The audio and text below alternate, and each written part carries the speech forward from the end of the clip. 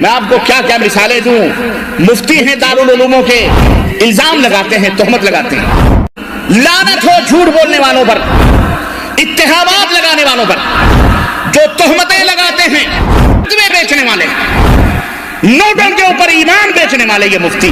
اے مسلمانوں، اس کے بعد بھی ان دجالوں کے چہرے، ان عیار اور ایمان فروش ملانوں کے بکاؤ مولویوں کے چہرے سامنے آ جانے کے بعد بھی اگر تمہیں، اور وہ مفتی کوئی چادر ودر چڑھانے والے مفتی نہیں ہیں، دارالعلوم کے مفتیان لوگ، اور انشاءاللہ قیامت کا دن ہوگا اور ان محدثین کے نقش قدم پہ چلنے والوں کے ہاتھ ہوں گے اور ان مفتیان فتویٰ فروشوں کے گریبان ہوں گے انشاءاللہ. پھر کہاں جاؤ گے تم؟ یاد رکھو. آؤ اللہ کی قسم کوئی ایسا مسئلہ بتاؤ جو قرآن اور سنت کے خلاف ہو.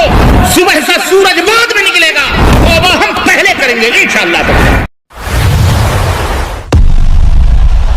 اگر آپ پہلی مرتبہ ہماری چینل شریف لائے ہیں، پلیز سبسکرائب کر لیجئے. اس لیے اے مسلمانوں، کسی کے جبے قبے امامے دستار اور تسبیحات اور عصا اور داڑھی موچ پر کبھی دھوکہ نہ کھاؤ. یہ ہم واضح طور پر بیان کر دے رہے ہیں. بلکہ سب سے پہلے ایمان اور عقیدے کی جو نبی کائنات نے تفتیش اور حکم دیا ہے، سب سے پہلے اس کو دیکھا جائے. آج کے دور میں اس کی بہت ضرورت ہے، ورنہ گمراہ ہو جاؤ گے، پٹو گے. کہ جو بھی زندگی کے اوقات میسر آ رہے ہیں اور آپ آئے ہیں ذوق اور شوق سے سننے کے لیے، ہمارے مولوی حضرات بھی ہوں گے، دارالعلوموں سے، جامعات سے، بڑے بڑے یونیورسٹیوں سے فارغین بھی ہوں گے. میں ان سب کو دعوت دوں گا اور اپنے ان بیچارے بھولے بھالے بھائیوں کو بھی دعوت دوں گا جنہیں دنیا سے فرصت ہی نہیں ملتی دین سمجھنے کے لیے یا دین کی باتوں کے اوپر چلنے کے لیے. چلتے ہیں لیکن بس ایک کی دم پکڑی ہوئی ہے، جہاں وہ جا رہے ہیں وہ اعلی حضرت وہیں وہ بھی جا رہے ہیں. ایسا نہیں ہونا چاہیے. ایک کی پکڑو، مگر وہ ایک کون ہو؟ وہ ایک وہ ہو جسے اللہ نے ایک بنا کر کے بھیجا ہے، تنے تنہا. لقد کان لکم فی رسول اللہ اسوۃ. خیر، عرض کرنے کا مطلب یہ ہے اختلاف کہاں ہوتا ہے؟ سنتوں میں. میں نے پہلے بتایا اہل السنہ والحدیث کا یہ منہج ہے. منہج منس یہ وے ہے، طریقہ ہے، راستہ ہے کہ قرآن اور حدیث کو اس طرح سمجھو جس طرح اللہ نے اپنے نبی کو سمجھایا، نبی نے صحابہ کو سمجھایا اور صحابہ نے تابعین کو سمجھایا. یہ ہے منہج، یہ ہے وے، یہ ہے طریقہ. اگر آپ نے اس طریقے کو پکڑا کبھی بھی گمراہ نہیں ہو سکتے. اللہ نے اپنے نبی کو بتلایا اتبعوا ما انزل الیکم، اس کی دلیل کہ جو تمہاری طرف اللہ کی طرف سے نازل ہو رہا ہے، اتبعوا ما انزل الیکم من ربکم، تمہارے رب کی طرف سے اس کی اتباع کرو، پیروی کرو. رسول نے صحابہ کو سمجھایا، اللہ نے قرآن میں ارشاد فرمایا سورہ بقرہ کے اندر فَإِنْ آمَنُوا بِمِثْلِ مَا آمَنْتُمْ بِهِ فَقَدِ اهْتَدَوْا. اگر لوگ اس طرح ایمان لے آئیں اے میرے نبی کے صحابہ جس طرح تم ایمان لائے ہو، فَقَدِ اهْتَدَوْا، تو ہدایت پا جائے. اللہ کے رسول صلی اللہ علیہ وسلم نے ارشاد فرمایا اپنی سنت اور اپنے طریقے کو مضبوطی سے پکڑنے کے بارے میں، علیکم بسنتی وسنت الخلفاء الراشدین المہدیین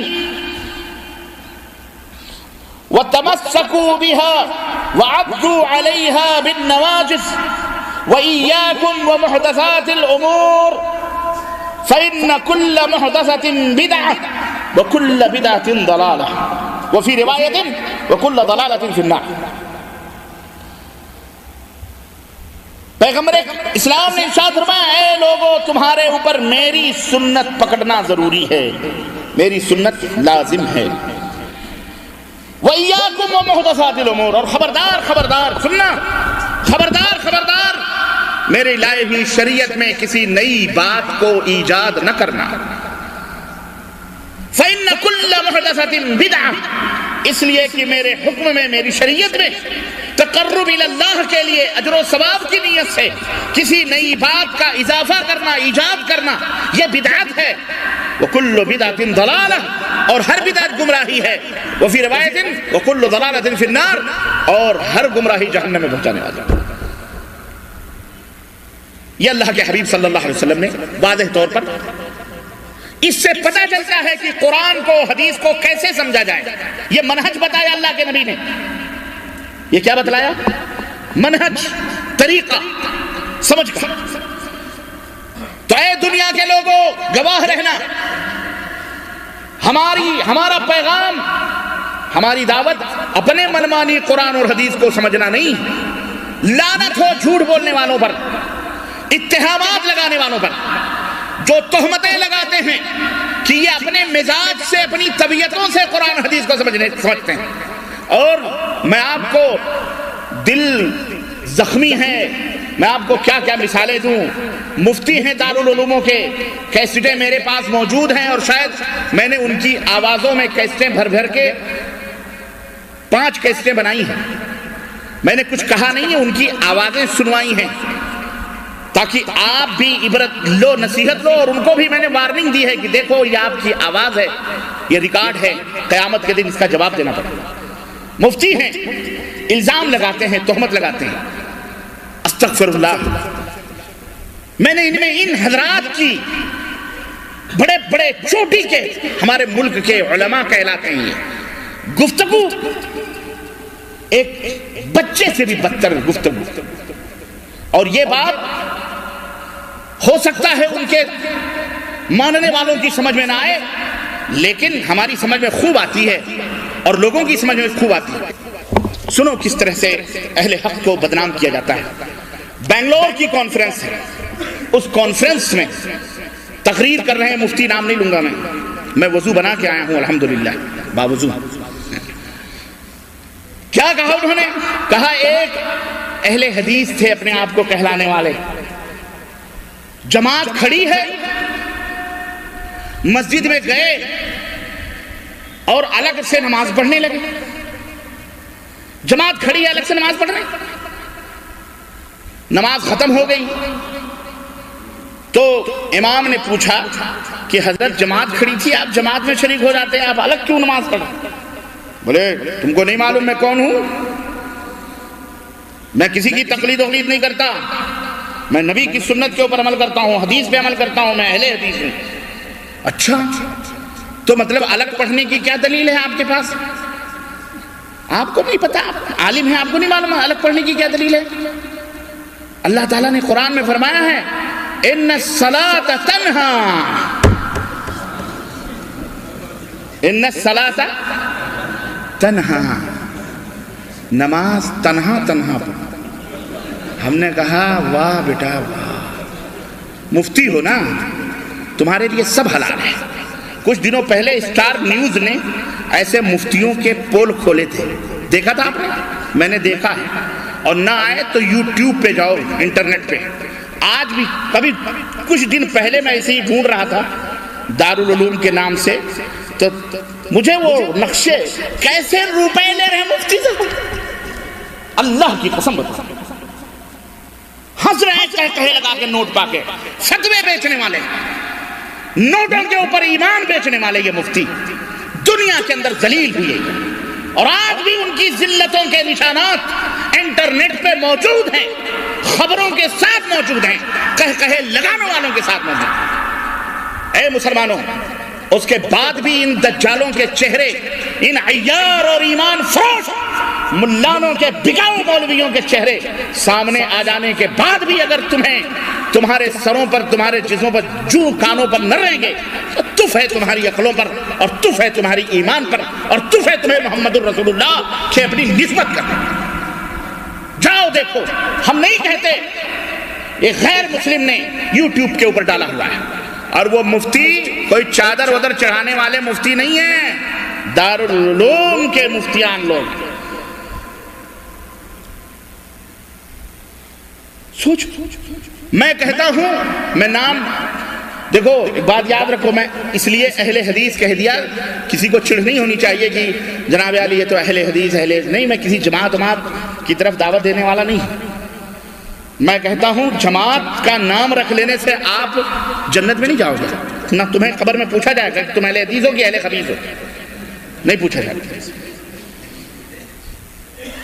نہیں پوچھا جائے گا۔ اور تم اپنے آپ کو کہہ بھی دو میں اہل حدیث ہوں اور تمہارا ایمانی صحیح نہ ہو، تمہارا عملی صحیح نہ ہو، تو تم جنت میں کیسے جاؤ؟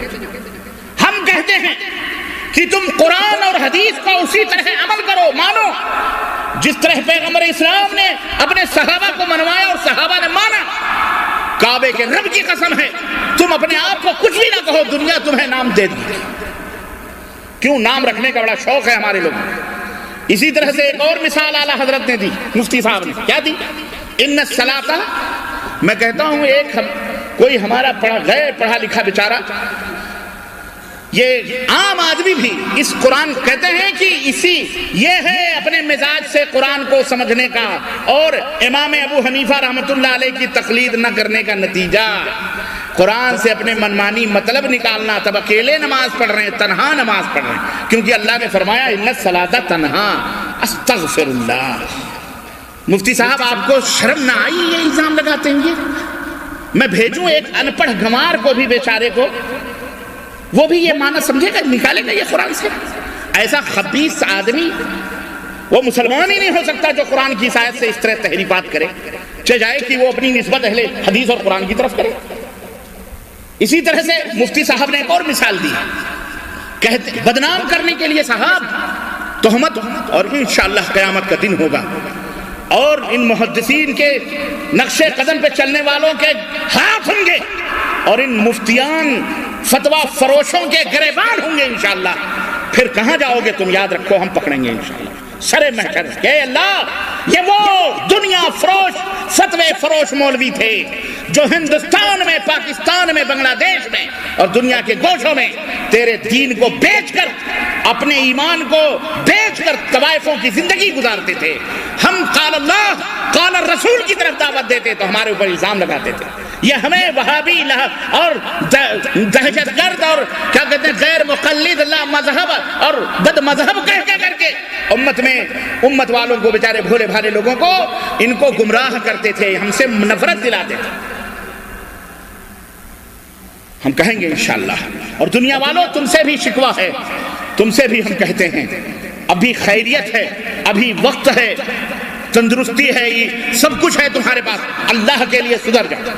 اے میرے نوجوان دوستوں، اے میرے بڈھوں بزرگوں، قبر میں پیر لٹکانے والوں، اے میری ماں بہنوں، ایک طالب علم کی درخواست ہے، آؤ اللہ کی قسم کوئی ایسا مسئلہ بتاؤ جو قرآن اور سنت کے خلاف ہو، صبح کا سورج بعد میں نکلے گا، توبہ ہم پہلے کریں گے انشاءاللہ تبارک تعالیٰ۔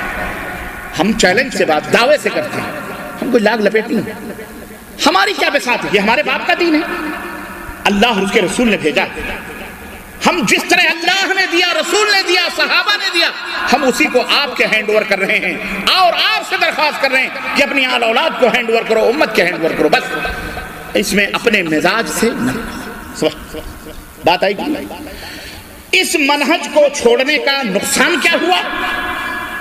یہ اس میں بدعت یہی آتی ہے، جب کبھی بھی یہ منہج جو میں نے آپ کو بتلایا ہے کہ قرآن اور سنت کو اس طرح سمجھو جس طرح صحابہ نے تابعین نے تبع تابعین نے اس طرح سمجھو گے، انشاءاللہ کبھی گمراہ نہیں ہوگے۔ اس کے چھوڑنے کے نتیجے میں بدعات نے جنم لیے،